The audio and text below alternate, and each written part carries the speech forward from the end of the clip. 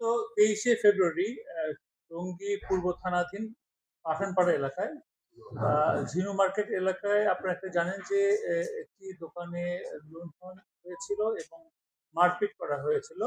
এইটা CC camera ফুটেজের মাধ্যমে এটা ব্যাপক প্রচার হয়েছিল। তো এই সোশ্যাল মিডিয়ায় প্রচার হয়েছিল যে এই বিষয়টা। এটা একটা চাঞ্চল্যকর ঘটনা। এই ঘটনার প্রেক্ষিতে আমরা টঙ্গী থানা পুলিশ, পূর্ব থানা পুলিশ এর মধ্যে বিশেষ অভিযান পরিচালনা করেছিল। নিয়মিত মামলা হয়েছিল। ওই মামলায় অস্ত্র ব্যবহার হয়েছিল। আগ্নেয়াস্ত্র ব্যবহার হয়েছিল, পিস্তলের গুলি ব্যবহার হয়েছিল। আমরা চেষ্টা করেছিলাম এই মূল আসামিকে ধরার জন্য। তো ইতিমধ্যে আসামি ওই ঘটনায় একাধিক আসামি আটক হয়েছে।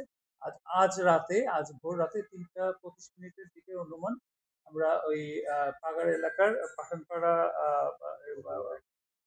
মজুয়ার বাড়ির ভাড়াটিয়া হাবিবুর রহমান ওনার বসতঘরের থেকে আমরা একটা অস্ত্র উদ্ধার করি। আমরা এই ঘটনার সাথে সম্পৃক্ত যে যারা আসামি ছিল, যারা সিসি ক্যামেরা ফুটেজে দেখা গিয়েছে, এরকম আসামি আমরা জসিমউদ্দিনকে আটক করি। জসিমউদ্দিনের স্বীকারোক্তি মতে শরীফকে আমরা আটক করি। আজকে আমরা ২ জন আসামি আটক করেছি। তো ওই শরীফের দেখানো মতে, শরীফ এবং জসিম ওই যে সম্মিলিতভাবে দেখানোর মতে আমরা এই আজকে ভোর রাতে অভিযান পরিচালনা করে একটি পিস্তল, ম্যাগজিন সহ পিস্তল আমরা উদ্ধার করতে সক্ষম।